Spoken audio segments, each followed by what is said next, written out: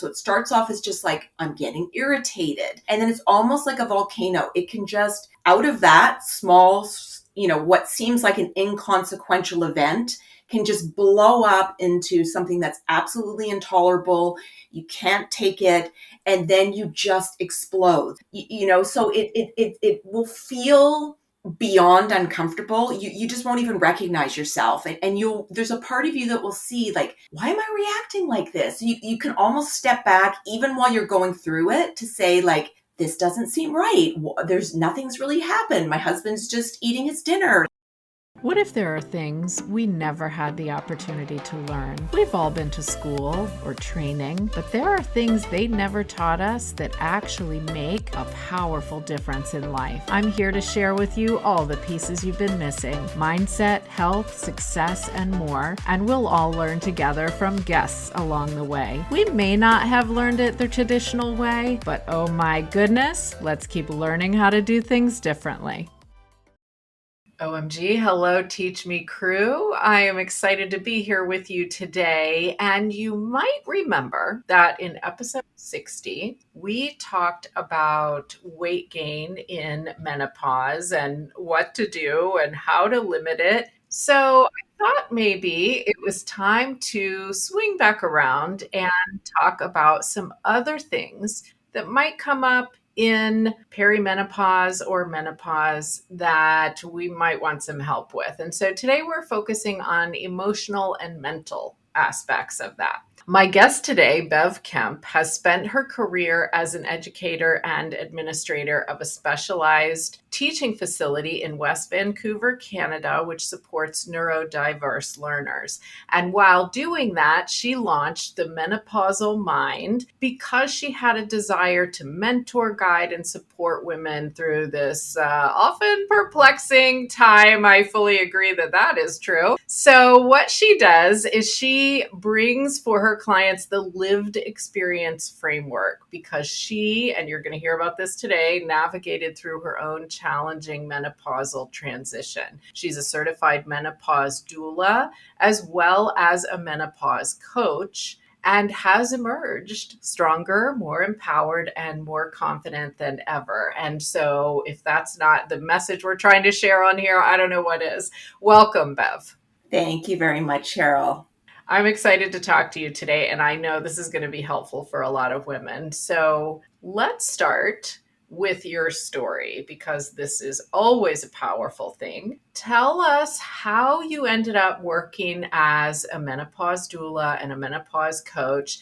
And I'm going to add in there the question to ask you to explain what menopause doula means, because that's the first time I'd heard that term. Right.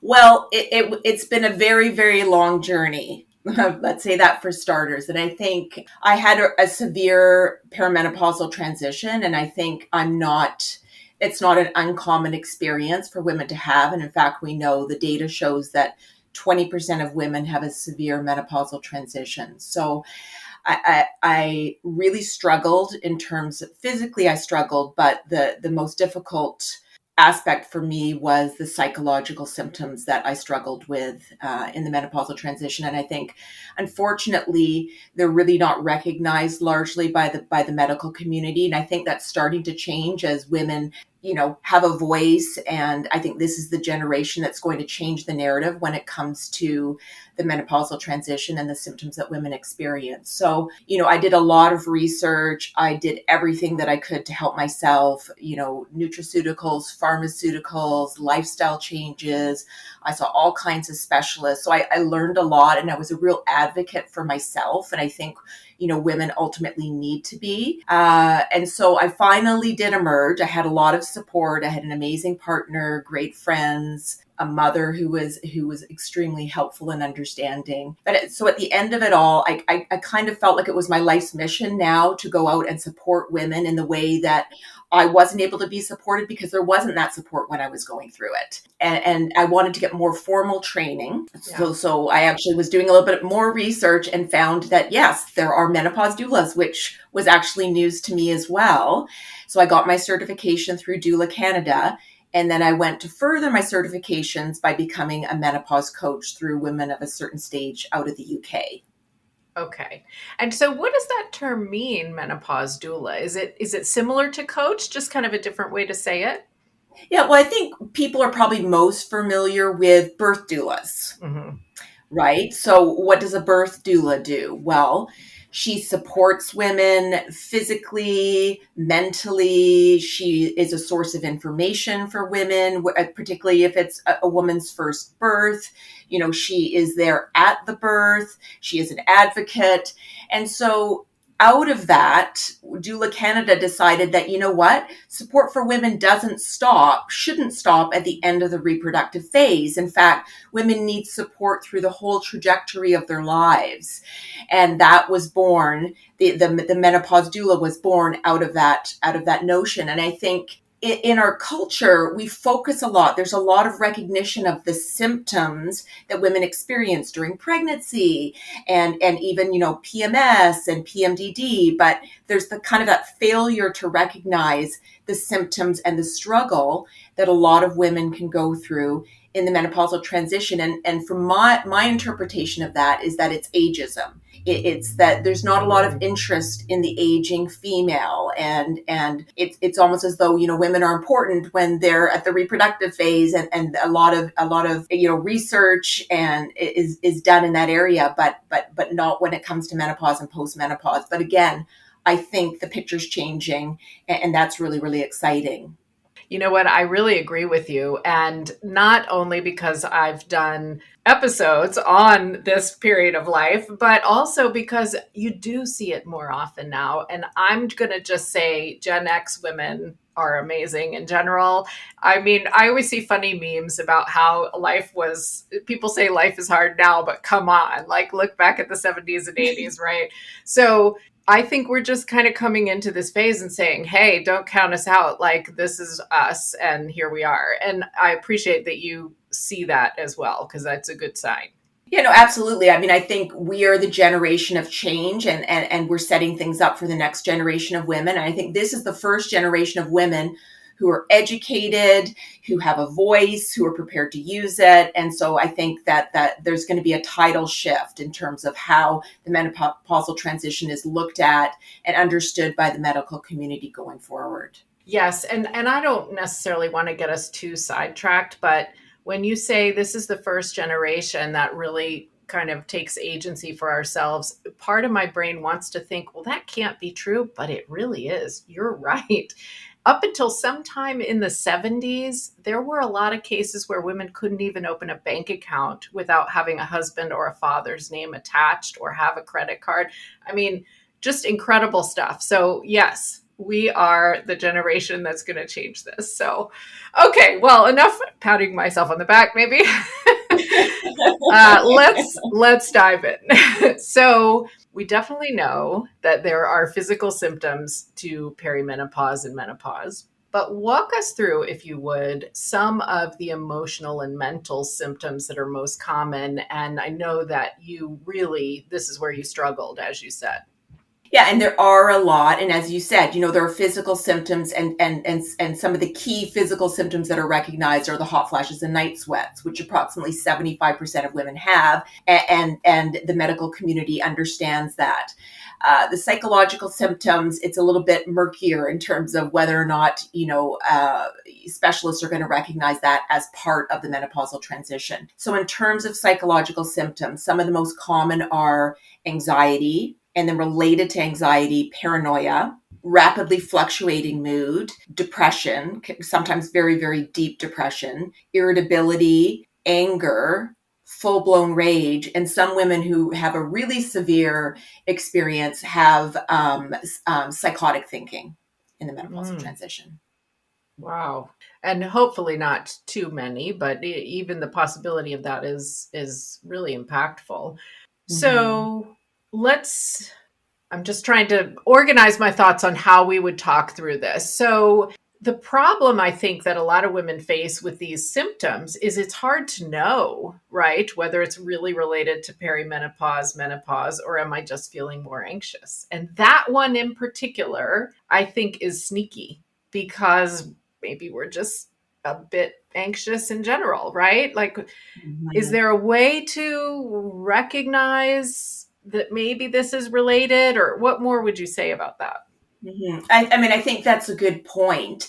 I mean, I can speak to my own experience with regard to that. So I've had a history of episodic depression throughout my life, and I understood what that looked like, how that manifested, and I can tell you when I experienced depression in the menopausal transition, it was much different. It was a completely different animal, and I could actually feel, it was actually really interesting, like in retrospect, but I could feel myself going down. It was almost like a movie curtain was closing, and I could feel, it's like I'm going down, I'm going into an abyss. And then just out of nowhere, for and nothing was happening to me to make me depressed. I mean, I had a great life, I had all these amazing things, and then I could be thinking the most awful thoughts you can imagine, and still it would lighten. It was like the movie curtain was going up, and suddenly I was filled with bliss. So I recognized it, that this was not in my control, that this was really chemical, and that allowed me to have sort of a sense of separation between the experiences that I was going through and myself. Hmm. So that helped a lot. I think that you're right, though. I think for a lot of women, and then just in terms of all perimenopausal symptoms, but particularly the psychological ones, it is hard for women to know, is this just that, my kids are driving me crazy, or I've got a demanding boss, or I didn't sleep well last night, or I've got, conflict with my husband. I think women in that range of sort of 40s to early 50s have a lot going on and a lot of stressors. And we know just age alone makes it more difficult to cope with life stressors. So it can be difficult to determine, but I think it's, what I would say is that it's the severity of it, and the symptoms will come and go. So you will be fine, and then there will be this barrage of horrible, psychological symptoms, and then they'll just disappear out of nowhere. And then you think you're fine, and then you descend again. So it doesn't manifest as depression, where they'll say something like, to be defined with major depression, you have to have this, checklist of symptoms, and you have to be feeling like this for 2 or more weeks in a row straight. So Mm. often in perimenopause, it'll hit you, and you might be down for a couple days, and then you'll be filled with energy and enthusiasm. So I would say that would be a real measure, or that will kind of let you know that this is kind of different than the symptoms I've experienced before. And what we also know is that women who have a history of psychological symptoms, be it anxiety or depression, and particularly reproductive depression, have an increased likelihood of experiencing these symptoms when they go through the menopausal transition, because it's another hormonal phase in women's lives. Yeah, actually, I appreciate you saying that, because maybe that sort of gives a heads up to women who had postpartum depression or something like that. Because yes, I did wonder, it's kind of the same hormonal change in a sense, right? Yeah, exactly. And it's the same thing too with earlier on, when women first start their reproductive phase. So you can have PMS, or some women who have a severe version of that have PMDD. And I had kind of a milder version of that when I first got my period in my early teens. But I would say in perimenopause, it was like that on steroids. So some people refer to perimenopause as reverse puberty. To me, my puberty was a cakewalk compared to what I had to go through in Mm. perimenopause. And now the other symptom that you mentioned that actually surprised me, because I think probably women are at least a little bit aware that anxiety and depression could happen, but I appreciate that explanation because it helps. I'm imagining the roller coaster as maybe being the indicator, like you Yeah. said. The one that surprised me, I must say, was rage. So Hmm. what would that look like if something like that was happening? Yeah, and I think that symptom is very uncomfortable for women, because we're not really given social license in our society to be angry. And there's a lot of negative attitudes towards women who demonstrate anger, right? So True. I think it's a very uncomfortable symptom. I know for me, it would just, it kind of like starts with irritability. So I think you have an overall increased sensitivity to things. So you can have heightened senses, like you have a heightened sense of smell, a heightened sense of hearing. You're easily overwhelmed. So it kind of starts with that. And then, it might be you're at the dinner table and your partner is chewing, but it's like amplified times 100. So it's like they're chewing right in your ear. So it starts off as just like, I'm getting irritated. And then it's almost like a volcano. It can just, out of that small, what seems like an inconsequential event, can just blow up into something that's absolutely intolerable. You can't take it. And then you just explode. So you might be like screaming. You might just be totally overwhelmed and flee the scene and have to leave. So it will feel beyond uncomfortable. You just won't even recognize yourself, and there's a part of you that will see like, why am I reacting like this? You can almost step back even while you're going through it to say like, this doesn't seem right. Nothing's really happened. My husband's just eating his dinner. Like, why do I feel like strangling him? So, so that it'll kind of come out of nowhere. And for me, it was like, I had a curiosity about it. And sometimes I would just be alone and have this anger, and I would sit in front of the mirror and just watch myself scream. And I would scream it out until it's kind of like a child who has a temper tantrum, right? You see them, little kids understand it. Like they know how to deal with emotions in a healthy way. They're there, you express them, and then you're good. We tend to like tamp down our uncomfortable emotions, but they do explode. And I would just watch myself, I would almost scream until I was sick. And then I would maybe start crying. And then I would have this complete sense of peace that would come over me where it was just like, and then that was it. And then I reset. Wow. So I think it's important to recognize what's happening to you, but also to give yourself an outlet to express that and not to feel shame about the feelings that you have. They're real. They might not seem to make sense to you. They might seem to be out of proportion in relation to what you were getting irate about. But that's just the nature of hormonal changes. And I think we have to respect that and honor that and not feel guilt. Sometimes women can do and say things to their partners that they do regret. And I think it's important to talk that through with your partner. I was lucky. I had an incredibly supportive partner who understood, and was able to sort of hold me in those erratic moments. And he was smart enough to like flee the scene when it was required. But ultimately in the end, I think finding your anger, like for me now in post-menopause, it's like finding your voice and understanding that as a woman, you have the right to assert yourself. You have the right to express anger when it's appropriate. You don't have to feel guilty. You're not a bitch. It doesn't matter if people like what you say or not. You have this right. And I think that sense of autonomy and that ability to be able to express a whole host of emotions, including anger, is a real win for women. And it's very empowering. Yes. I love that perspective for sure.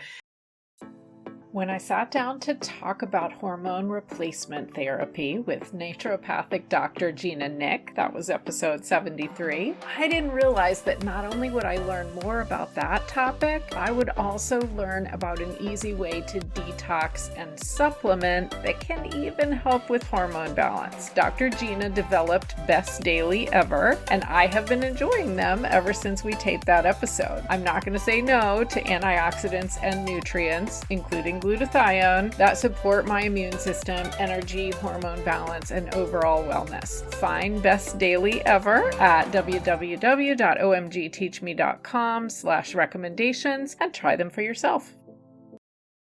And it's also, I appreciate that you mentioned how kids handle this sort of thing, because nobody ever believes me when I say this, but I had a terrible temper when I was a kid. And I'm not experiencing rage as a symptom. I am in this period of my life right now, but rage is not one of my symptoms right now. But I remember my mom teaching me to go in my room and scream into a pillow when I would get just so upset. And it really helped. And eventually I just didn't need to do that anymore. But I like what you're saying. Let it out in an appropriate place. And possible. yeah.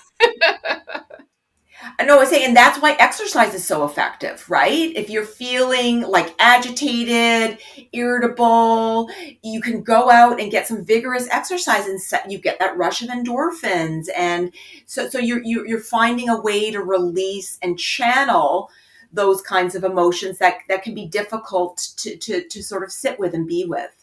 Yeah. Well, and that's a great transition for us because I'm just kind of chuckling to myself because when we were talking in the episode about weight gain in menopause, one of my friends texted me who was listening to it and she said, "Oh my gosh, this is horrible. I'm halfway through and I'm so upset." And I said, "Hang in there. We're going to help you.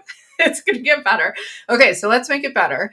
So what are some things that women can do if they're experiencing some of these emotional and mental symptoms? And so I guess let's start with exercise because you mentioned that one.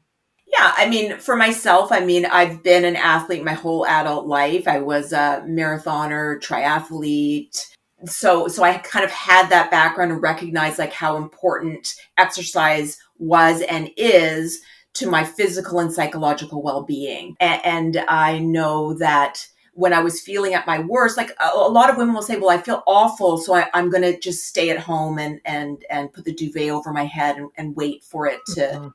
Mhm. wait for myself to feel better. And sometimes you need to do that, but I would really push myself to get outside, to get into the fresh air, to get vigorous exercise, and I almost always felt better. Sometimes not infinitely better, but I saw some modicum of improvement. So I think exercise absolutely is key. I think in terms of eating, making sure that, now this also relates to weight gain as well. So we know that women going through the menopausal transition, we don't metabolize simple sugars in the way that we used to. So it's Right. making sure that you're getting lots of fruits and vegetables, high fiber diet, so you're able to actually move the waste estrogens out of your body, which is important because if you don't do that, those waste estrogens actually get reabsorbed and you can have heightened levels of estrogen, which can cause a lot of these mood symptoms and anxiety symptoms and so on and so forth. Oh, so hold on. Waste estrogens. I know what you mean, but Yeah. it's not a way I've heard that said before. And I think that's really a great term. So that was really interesting that if we don't do things like fiber to help ourselves get rid of it, it could make the problem worse. Is that what you're saying? Mhm. Yeah, and hydration is super important, right? So, what we know is for a lot of women, they have issues with their bowel function due to the fluctuating and declining hormones, well, estrogen primarily. And so, what can happen is you've got waste estrogens in your bowel, and if you do not excrete that the waste estrogen that's in your bowel gets reabsorbed into your bloodstream, and then you have heightened levels of estrogen in your body. And we know that a lot of issues with mood and anxiety and anger can come from having too high of a level of estrogen. So it's really important to make sure that you're having regular elimination, and you do that through a whole foods diet, through lots of hydration, even like tummy massage and exercise is another thing that actually gets your bowel function, optimizes your bowel function and encourages your body to eliminate what needs to be eliminated in a timely manner. So that's really, really important for a whole host of symptoms. Wow, that's helpful. Yeah, that's helpful. I don't think I realized it could kind of cycle back around like that and make things worse. Mhm. So good to know. Yeah. And Yeah. water, fiber, whole foods. Yes, yes, yes, for so many reasons. I feel like in many episodes that is the result. That is the advice. And maybe Mhm. we'd rather take a pill and make it be quick and easy, right? But that is definitely the advice. Now, you were about to say sleep as well. Yeah, so sleep is something that certainly is a common complaint, poor sleep. So it's either difficulty falling asleep, difficulty staying asleep, or both. So that can be a real challenge. Now, some women find that they do need to take medication, and I did myself when I was going through the menopausal transition, just to help myself with sleep, because we know that if sleep is really the cornerstone of good health, physical and psychological. So if sleep hygiene, if you tried all the aspects of sleep hygiene and it's still not enough, Some women need to reach out to either nutraceuticals or pharmaceuticals or both, just to make sure that they're able to get that sleep. Because we know without enough sleep, it affects all of our hormone function, right? It affects our cortisol, it affects our adrenaline, we're more hungry, we reach for those simple carbs as a way to try to find energy. So that's a really important aspect to make sure that you've dealt with.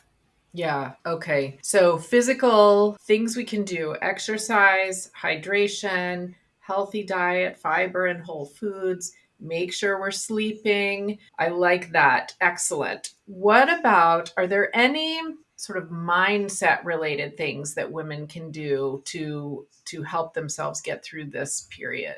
Yeah, so I think, everything that we experience is our perception of our events, of our life. So I think, for myself, a big part was like trying to find a separation between who I am and the symptoms that I was experiencing. Because if you own those symptoms, like I am a depressed person, I am somebody who is overweight and out of shape, you manifest that in the world, right? Yes. So I think it's understanding that this is a period of time. These are symptoms that are happening to me. Now, what are the best ways that what routes can I go that are going to assist me in the best way possible? So what we know about women who are highly symptomatic is that they're easily overwhelmed, right? So we need to, and their nervous system is on high alert. So we need to do things that really calm the nervous system down. I know for myself, I couldn't even watch the news for about 2 years in perimenopause because any negative event, I would just hyper focus on it and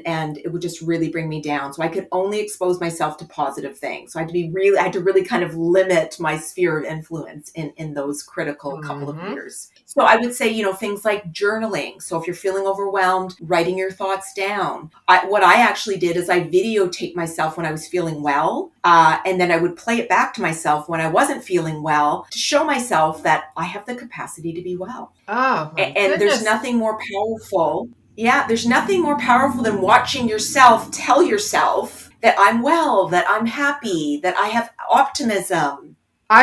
You can see me. Well, listeners can't see me, but on the video, you can see me sitting here with my mouth hanging open. That is brilliant.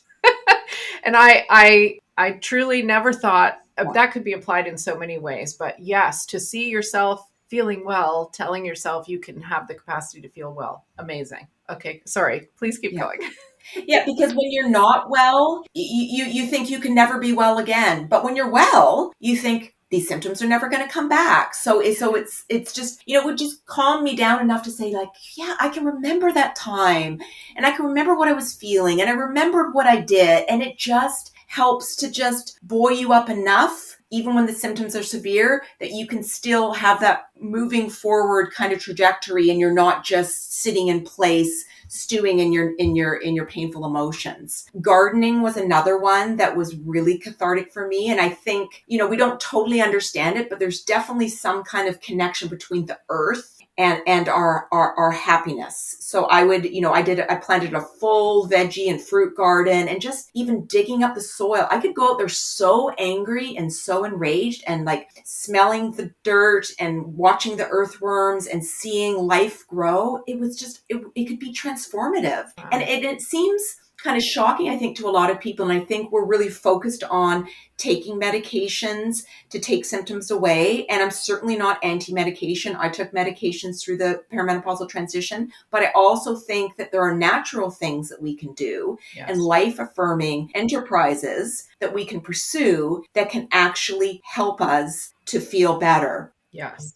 Pet therapy, I have Wilbur now, but I can remember being so upset and crying. I would always wear sunglasses because I was crying half the time. I remember on a walk running into a dog on the seawall and just seeing the dog, having him lick me, pet him. After I walked by, I stopped crying. And it's like, wow, like how did that why did that happen? How is that possible? But again, there's a connection between people and animals. So I think we're just sort of starting to understand that. Other things, I used to do a lot of self massage. If you've got the money, you can go out and get a massage, and just reaching out for support to other people, like people who are in your safe space. I had to pull away from some friendships where I knew that they didn't understand, but you have your safe network, and you don't need to feel shame. It's important to be transparent, to be honest about your experience.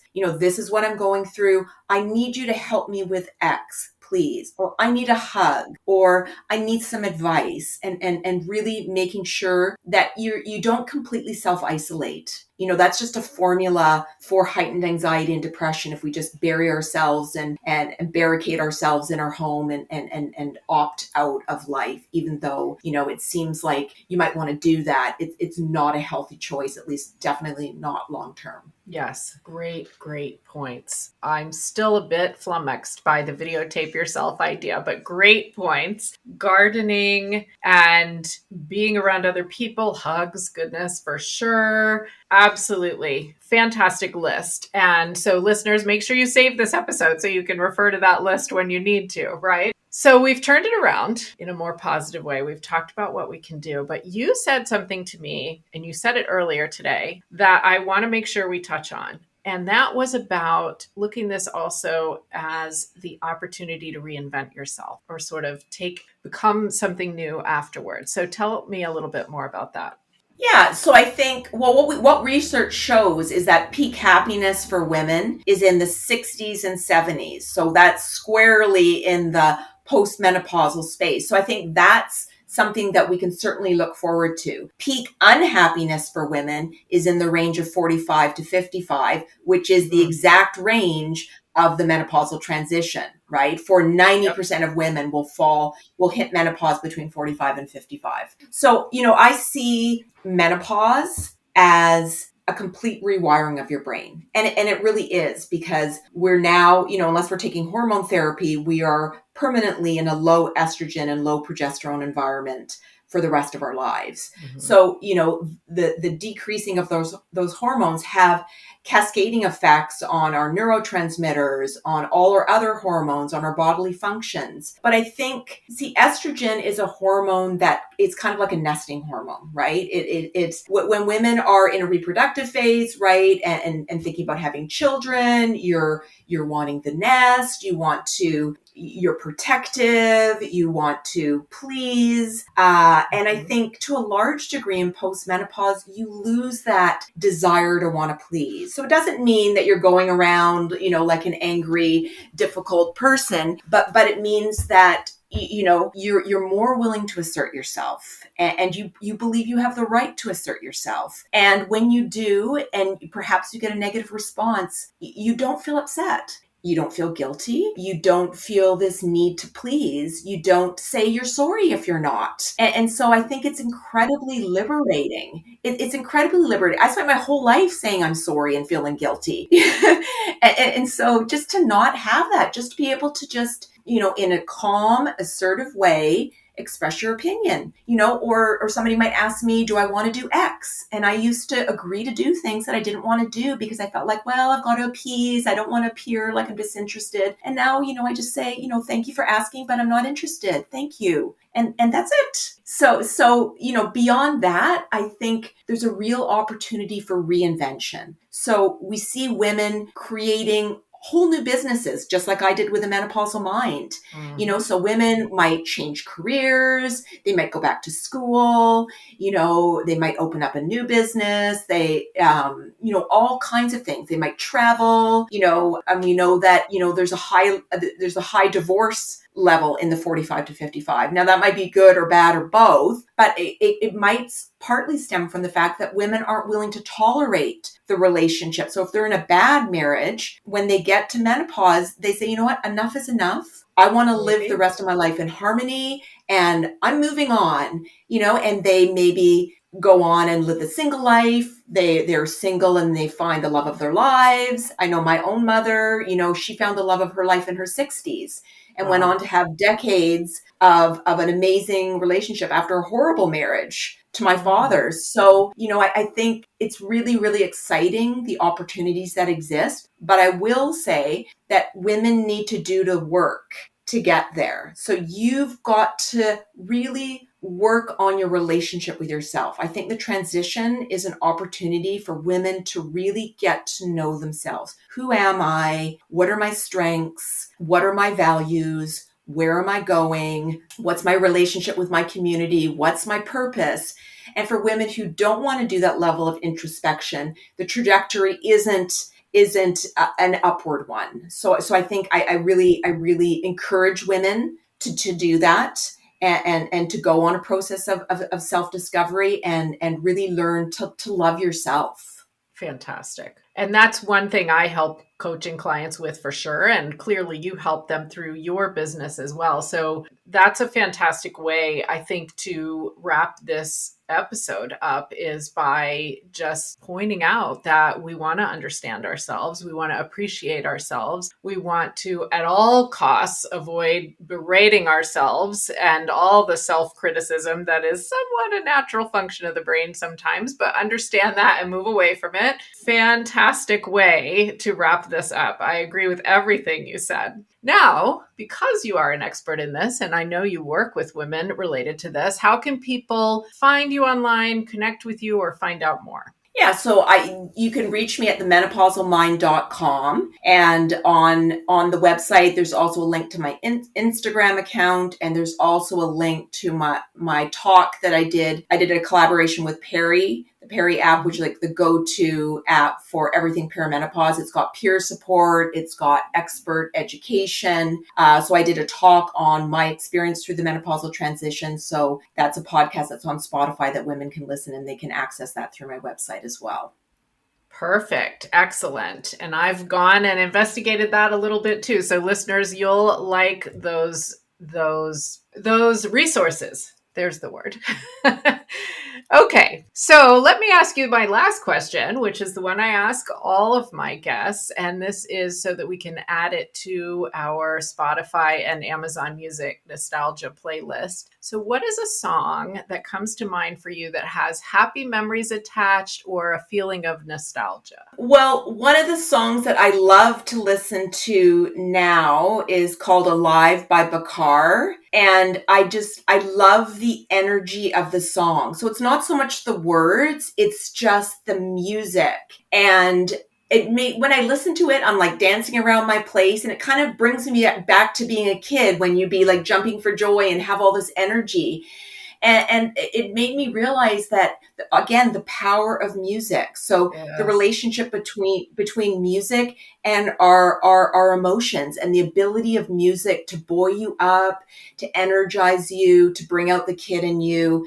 So that's a song that I just love. I just hit it on repeat all the time when I'm at home, and I dance around and sing to it while I'm making dinner or doing whatever I'm doing. So that's a song that it's kind of on my top 10 right now. Awesome. Can't wait to hear it. That's a new one. And interestingly, it's almost always a new one. Everyone says something different, which I love. So yes, I will add that to the playlist. Can't wait to hear it.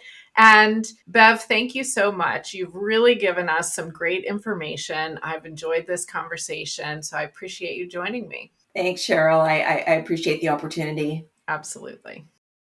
I hope you enjoyed today's episode. OMG, did you know that we have mini episodes every Friday as well? Make sure to follow OMG Teach Me in your favorite podcast app so you get all the goodies. And if you're just finding this podcast and you're kind of wondering where to start, I have a curated mini series for you to help you stop self-sabotaging, because we all do it. So head over to www.omgteachme.com and sign up when you get the pop-up box. We may not have learned all these things in school, but they sure are powerful now.